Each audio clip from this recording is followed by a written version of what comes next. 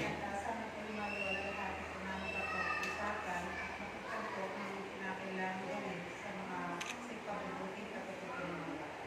Itidalangin po namin sa ngalan ng iyong anak na si Yesu Cristo. Sa ngalan ng Ama ng Anak sa okay, nagpapagyan mo po. Okay, magilis lang ako sa inyo. Okay, so, palagay ko, ang dami kong absent, nandito sila. Si Salonga lang, nakikita ko. Si Andres, si Arellano, si Paulet, kay Balong Naupume. First meeting ko, kinikilala ko na yung mga bata. So, first day, kailangan na po sila, hindi na ako nakakasabi namin Arellano. Kasi for that day, may grade na po sa akin yung mga bata, no? Okay, napaka-importante na alam mo kung sino yung mga kahawak mo. Ay, si Mrs. David Balong na yun.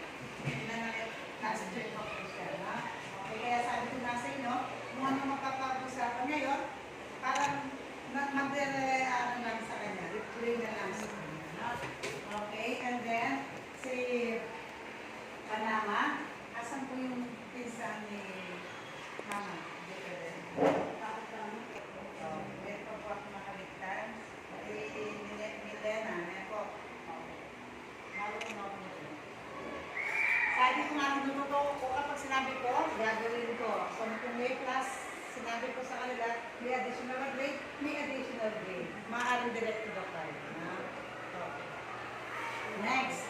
Kaya kanya nag-against the right. Kailangan malagot. Oo, na-picture ako na po. Sasabi na eh, gusto ko makaba eh. Hello. Okay, okay. So, kumusta natin tayo, no?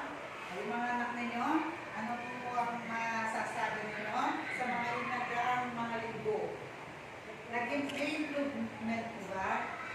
Improvement naman po ba? O wala? Gusto.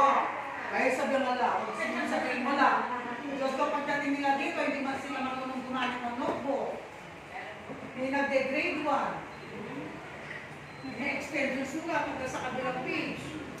And then, hindi sila marunong mag-cursive. Anong cursive? Yung duktok-duktok na sa kanan.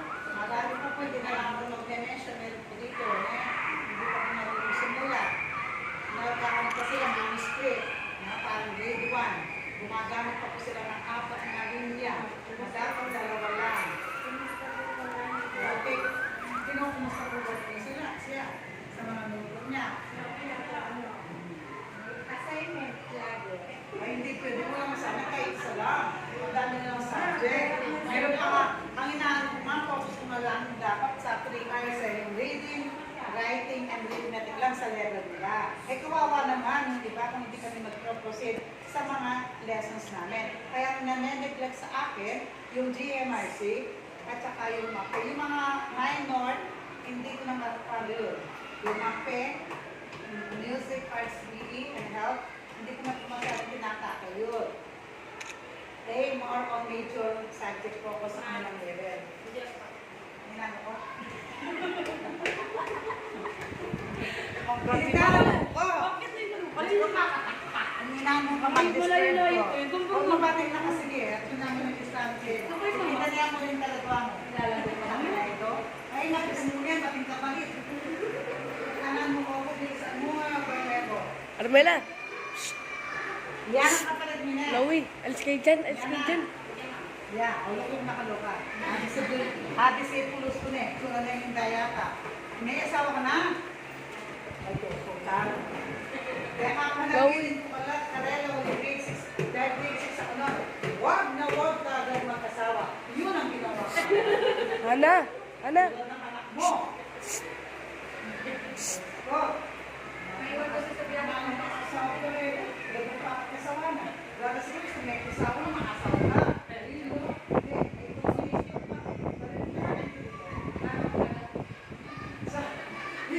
Sabi ko kasi sa kanila, ang advice ko sa nila, wag nakabili ko sa kanila, wag na wag mo naman asawa. Parang tulong. Ngayon, sila tutulungan ng mga magulang. Baliktad. Mapapalawin pa sila ng problema. Anak, mga, ano yan? O yan, yabi niya yan. O, may pinakalan niya. O, kumusta naman po yung pag-aaral nila? Naging naman po na yan. ko. Masasakit ko dito. Eto na, nagkakaroon nga po ako. Umulit po yung sakit ko, mas sumasakit. Sad to inform you, no, malungkot man, pero kailangan ko natin gawin. Tanggapin, no, sinubukan ko naman po na ibaba yung sarili ko sa level nila. Sabi ko nga, baka makatulong ako. Kasi frustration ko sa grade 6, kaya umalis ako sa grade 6. Kaya nga grade 6 na hindi nakakabasa. Mahirap na balagputin, turuan. Eh ngayon, grade 4, halos kalahati, hindi nakakabasa.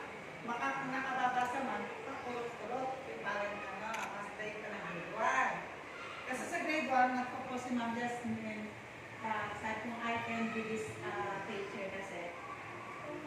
May yung lesson na driver.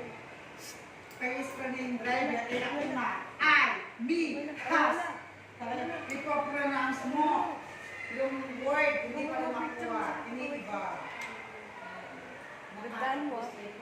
Bakit po na grade 2 ay nag-grade 1, grade 2, grade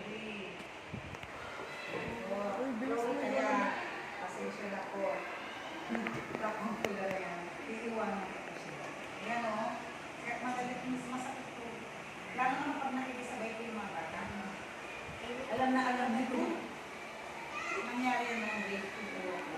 Kasi, nagawa ko ng grade 1, kaya sinubukan ko po yung grade 4. Sabi ko, subukan ko naman yung grade 4 o grade 5. Kaya alam mo yung bakante sa grade 5, magbabakante yung grade 4. By the time na po kasi si Ma'am Benz at saka si Ma'am Bixi, kaya focus na lang sila. Dinadala ko sa section nila ko, hindi, baka may ano nga ako. Yun nga hindi ko nakakabasa. At least naman, fulfillment sa akin, pagdating sa grade 6, yung mga hindi nakakabasa, at least, pagdating nila sa high school, nakukuha naman silang nakakabasa kahit celebration lang. Important na Filipino words. Ngayon, ano mga kaling solusyon? Yun nga, no? Sabi ko nga sa inyo, hindi ko na sila matutuloy. Baka na po yung susunod na magiging teacher nila. Okay, ito po yung gano'n mo yung mga routine sa kanilang program. 3:15 po, kung mga na po yung dito, 3:15. Last period nila kay Salina, 2:32. 3:15. So, kung yan po tayo sa 3:15. Si Chloe. Ladies and step. Chloe, Okay, papicture mo. mas malawag ko sa busa. Performance task mo. Kahit na rin dyan, performance task. Makakasagot sila, orally. And then yung mga project, doon po kayo bumawi. Pwede yung kung kayo. Inuuwi na nga eh. Ako masabi ko. Okay, hindi ko ganda rin yung project. Doon lang babawi. Ako, saka yung performance natin dito. Okay? May mga nakakausap na po ako sa kanila.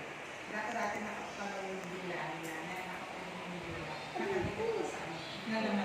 Ngayon, magiging active na po sila. Ako? Okay. Lalo na ang medyo mag-instruction namin ay Tagalog or Filipino. Pero sa English, sabi ko, you can answer me back in Tagalog or in Kapampangan as long na you can give me the right answer. Okay. Sa mga grade natin, sa may banda naman, description ng grade nila. Okay, so below 75, that will be, okay, fail. Okay? So, kung nag-fail man sila sa first grading, which is na magbibigay po din sa grading, hindi pwede mo lang mag-fail sa kanila dahil sa kanilang performance. Bawi-bawi na lang po sa mga susunod kanilang grading. Part 2. Okay, academic yan. Divide honors, 98. Last time, meron po ako with honors na nakakuha. So, under dito lang sila. 90 to 94. Kailangan mo average naman. Okay, written. Yung type of test. Okay, sila. Nakanak ako sa mga Balintang ko yun. kanina. Gusto ko kamay ko.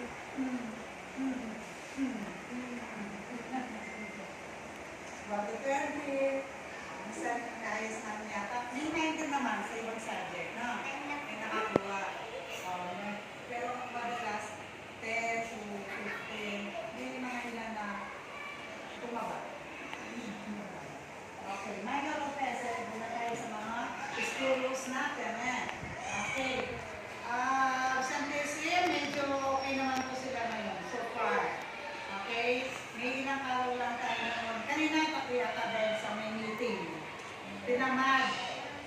Pinamahal, gisingin yung anak o yung bata ang pinamahal ka pumasok. Please po,